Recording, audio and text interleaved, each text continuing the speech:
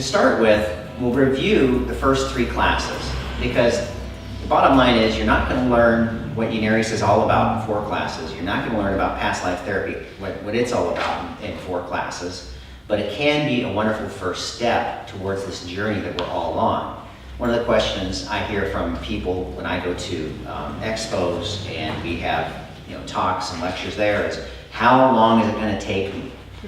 Well, it's kind of like asking, how long is it going to take you to walk to China? You got to start where you're at, and you got to start walking, and then you figure it as you go. But there's no set of rules that say, okay, in 1 year, after you've read 100 books, you're going to be a messiah. And there's no rule that says if you only read 1 book, you're not going to understand anything. Each one of us as individuals is upon our progressive pathway. We've all lived many, many lives. And according to what we've done in those past lives, this information is either going to make a lot of sense to you and just, you pick it right up because it's such a part of your psychic, or it may be a situation where you've experienced some of these things in these past lives in incarnations where you've interacted with these higher beings, these intelligent souls who came to help our world. And this is maybe just 1 or 2 lives in that you begin to think about, well, there may be something more to life rather than just religion or whatever else there is out there, that you knew there's something else there, but you're not quite at the point yet where you can see clearly your pathway in front of you. So to review, the first class we had, and this is such an important part of our understanding, was on energy, how energy functions, how we are energy beings. Each one of us is made up of little tiny particles called atoms. And you can even take those even further down and you can say, well, there's quark, we're charmed, we're this, we're that. All those energy information atoms that are part of our physical body, and we're constantly regenerating those throughout our lifetime until we leave this physical world, are energy. And everything around us is energy. And so you say, well, what does that mean? Why is that important to understand? Well, it helps us in this process of understanding life from a spiritual, a true spiritual point of view, to realize that everything is energy, so we don't get caught up in what we've done in who knows how many lifetimes in relationship to religion, and thinking that that was somehow spiritual, and thinking that, and being involved superstitiously in our life. You hear this story, don't let a black cat walk in front of your path, or don't step on a crack, or don't do this or don't do that, it's all bad luck. Well, the reality is everybody, quote unquote, makes their luck by their consciousness, by what they have done, by what they are doing now. There are no accidents. Everything that we are experiencing right now in this lifetime is what we have set forth energy-wise in previous lifetimes. So if we have a physical problem that's bothering us that we can't seem to understand or overcome, we probably haven't gotten to the real source cause yet of where that energy information was stored in that energy body that now is influencing us. And you say, well, how can that happen? That was done, 20 lifetimes ago. Why is it influencing me now? Well, the reality is that the physical body is the smallest part of who we are. And as we said, the physical body, and I'm going to draw a famous man here, stick figure man or woman or whatever you want to say. But this physical body is the smallest part of who we are. Who we really are is contained within that energy information within these vortexes within our psychic anatomy. We can say this is the psychic anatomy, and it is pulsing constantly, surrounding every atom of our being, information that we have programmed into that energy body, into that psychic anatomy. So if we have, through many lifetimes, done things of a creative nature and learned how to draw or paint or play music or write poetry or sing, it's because we have built that experience within that energy body, so that now when we come back in this lifetime, somebody will say, oh, you're so talented, you can do this. Gee, you're lucky, you can do this. Gee, you're lucky, you can play music. Luck has nothing to do with it. It's what we've all done in those past lifetimes that are influencing us right now, in the positive way and in the negative way. So this was the whole basis of the first class that we had, is understanding that everything that we see, everything that we're involved with, can be broken down into this and called the signature of infinite creative intelligence. It's the sine wave, positive to negative, back to positive again. And when you have two or more waveforms that interact with one another, they do one of a couple of different things. They either minimize each other or they amplify each other. And what we mean by that is, if you have two waveforms of an experience, let's say here's the first waveform, and this is an experience of drowning in a particular lifetime. And then you have that same experience over again because you haven't learned that lesson yet. And this waveform here interacts with that waveform there. Because this was a little bit more traumatic, it has a little bit more what they call amplitude. Okay? Well, if those two waveforms are in sync with one another, in phase with one another, they're going to produce a waveform that is really high. Okay?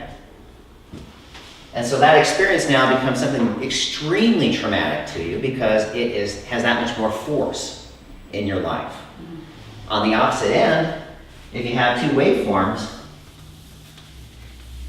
that are out of phase with one another versus in phase with one another, so you have one like this, let's see if I can do this correctly. It's always fun. So here's one experience or one waveform of a particular experience, let's say drowning. And this is a good one because we have a student here who has worked out a drowning lifetime and who talks about how every time she would go sailing until she really understood it, she'd get terrified. You know, the wind would come up, the sailboat would tilt a little bit, and she'd go, ah! Well, it's because that experience from her past. And it wasn't rational. You know, there was nothing rational about it except that information was in her psychic anatomy and it was ringing in. And even though we were on a bay and it was a beautiful day and everybody was having fun, it was traumatic to her because that information that she'd stored within that psychic anatomy was pulsing in. You've drowned, you've drowned, you've drowned, you're going to drown again. And so it was constantly ringing in that fear. Once she had her true recognition, this is what happened. Instead of being in phase, there was a waveform created that was out of phase. And when these two waveforms interacted with each other, what does it form? They cancel each other out. Personal experiences, and I always like to use those as examples. We have the principles, we've talked about them quite a bit, and then, I like to say, well, here's what I've experienced, with how those principles work and how they reflected into my life in a good way, in a positive fashion. So, I wanted to elaborate that I mentioned that the creative process really is no different. If you're struggling with something in your creative, endeavor, whether it's music or sculpting or art or whatever, there's something, of course, from the past.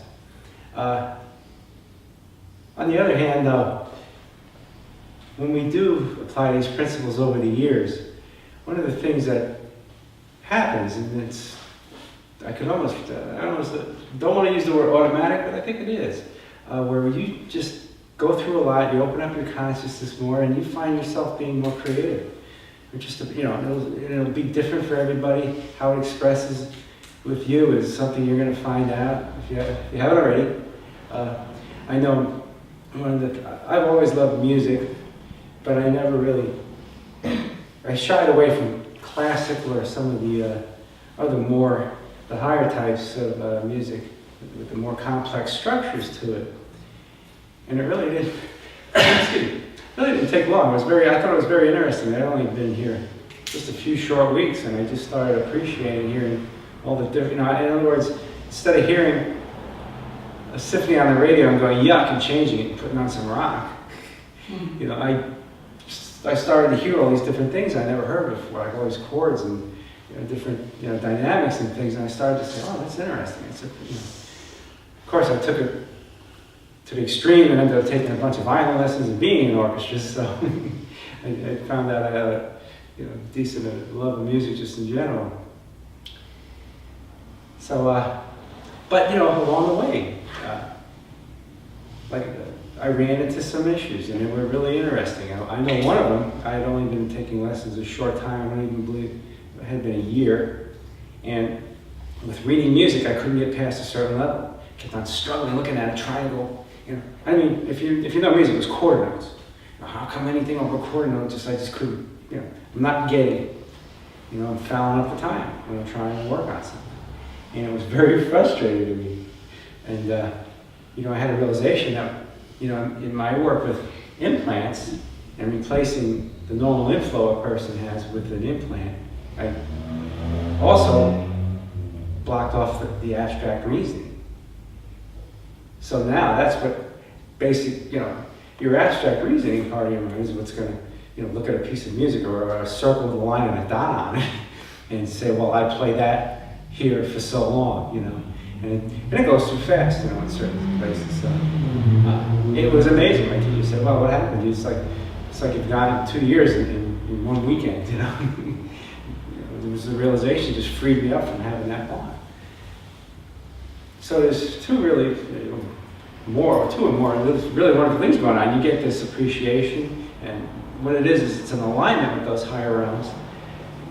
And then you also have another opportunity for working out, because you'll find you're attracted to certain things for a reason, as we know, in music or otherwise. It'll be something that, okay, here we go.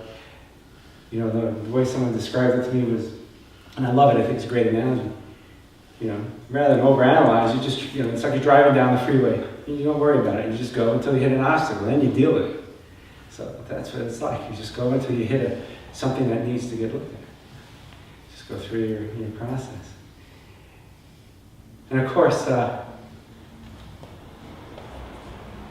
another wonderful thing is just the joy you get out of expressing creatively. It's really tuning into your higher self. So when you're involved in something and you've gotten, say, past some of those things I just talked about, and you're enjoying, doing what you love, it just can be a very transcendent time. I kind of kid around and used to call my orchestra rehearsals when they were playing a really good piece of music, going to the time warp, because it would be a 2-hour rehearsal. It would feel like 15 to 20 minutes. Or a performance would feel like that,